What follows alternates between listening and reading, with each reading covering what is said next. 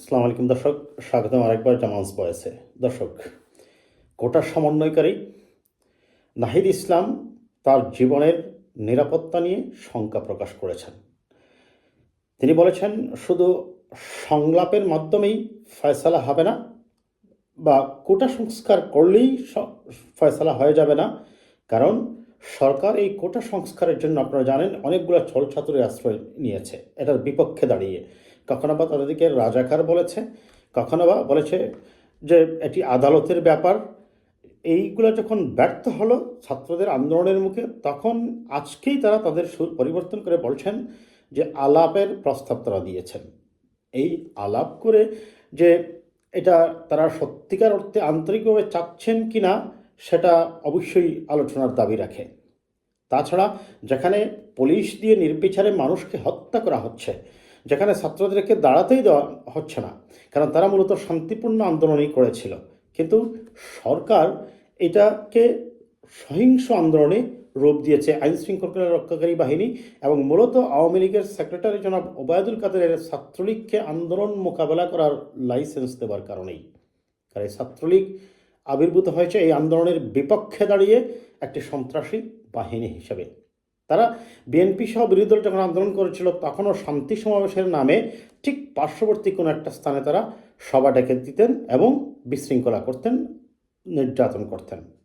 তাদের অত্যাচারের মাত্রা এবং বেপরোয়া আইন মেনে না চলার এক ধরনের বেপরোয়া বা তাদেরকে সীমাহীন অত্যাচারী করে তুলেছিল।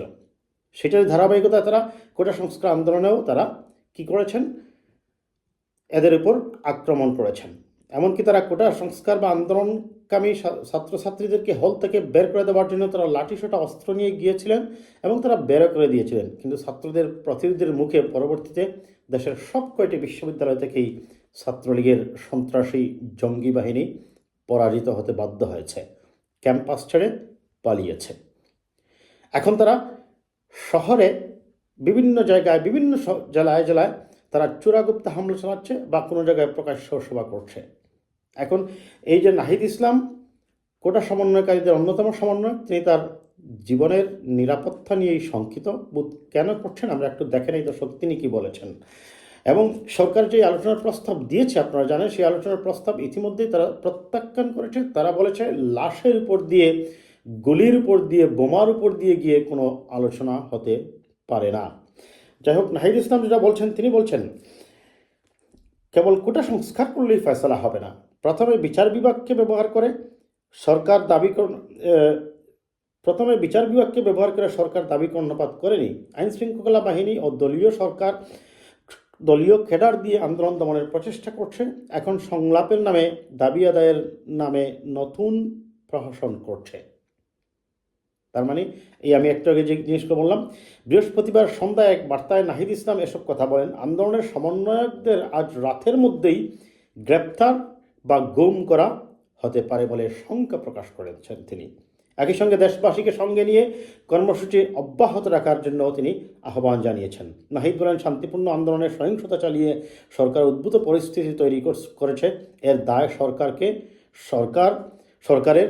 সরকার আলোচনার কোনো পরিস্থিতি রাখেনি। যদি এখনও আইনশৃঙ্খলা বাহিনীকে রাজপথ থেকে সরানো না হয়, যদি হল ক্যাম্পাস প্রতিষ্ঠান করে না দেওয়া হয়, যদি এখনও গুলি অব্যাহত থাকে, তাহলে সরকারকেই সম্পূর্ণ দায় নিতে হবে। তিনি আরও বলেন, সকল ছাত্র হত্যার বিচার করতে হবে এবং ক্যাম্পাস থেকে ছাত্রলীগের সন্ত্রাসমুক্ত করতে হবে।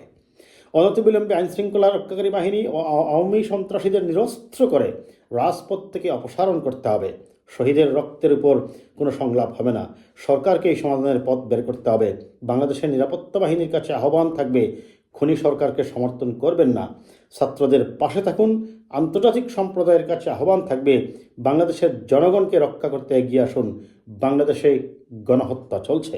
আজকে রাতে গ্রেপ্তারের আশঙ্কা প্রকাশ করে বলেন, আমাদেরকে আজকে রাতের মধ্যেই গ্রেপ্তার করা হতে পারে এবং অথবা আমাদেরকে গুম করে ফেলতে পারে।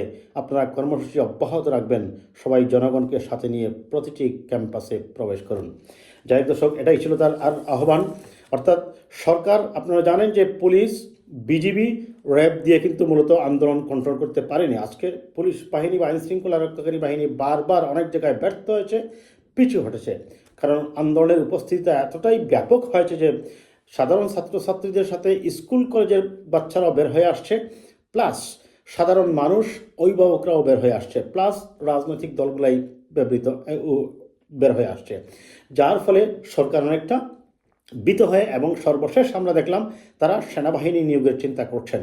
এবং আমরা দেখলাম যে বিকালবেলা ক্যান্টনমেন্ট থেকে কয়েকটি ভারী অস্ত্র নিয়ে 15টি যান বের হয়েছে, তবে সেটা কী উদ্দেশ্যে কোথায় গিয়েছে এটা সরকারের পক্ষ থেকে এখনও ক্লিয়ার করা হয়নি। প্লাস আপনারা জানেন ইতিমধ্যেই সারা দেশে ইন্টারনেট সেবা বন্ধ করে দেওয়া হয়েছে, পত্রিকাগুলোর ওয়েবসাইট বন্ধ করে দেওয়া হয়েছে, পত্রিকাগুলোকে স্লো করে দেওয়া হয়েছে, ফোন লাইন বন্ধ করে দেওয়া হয়েছে। অর্থাৎ পুরোপুরিভাবে একটি ফ্যাসিবাদী স্বৈরাচারী শাসন ব্যবস্থা বাংলাদেশে এখন কায়েম হচ্ছে, এবং বাংলাদেশে এখন কমপ্লিটলি মাসাকার বা গণহত্যা চলছে। একই দিনে আজকে প্রায় 30-35 জন 40 জন মানুষ মারা গিয়েছে।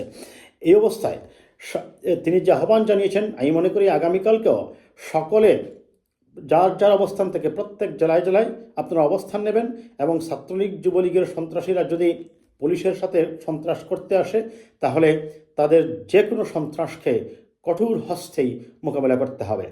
কারণ এই ছাত্রলীগ মনে করেছিল তারা আইনের ঊর্ধ্বে উঠে একটা বেপরোয়া বাহিনী, কিন্তু ছাত্রদের প্রতিরোধীদের মুখে মাত্র 48 ঘন্টা আগেও তারা যেখানে ছিল আজকে তারা সেখান থেকে পালিয়ে যেতে বাধ্য হয়েছে।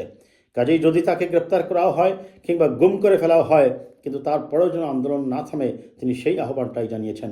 এবং আমরা প্রত্যাশা করি দেশবাসী যে পরিবারের সদস্যরা, যে বিভিন্ন পরিবারের যে সদস্যরা নিহত হয়েছেন তাদের আত্মার মাগফিরাত কামনা করছি, এবং এদেরকে যেন যথাযথ ক্ষতিপূরণের ব্যবস্থা করা হয় রাজনৈতিক দলগুলোর পক্ষ থেকে। ভালো থাকবেন দর্শক, কথা হবে আবার কোনো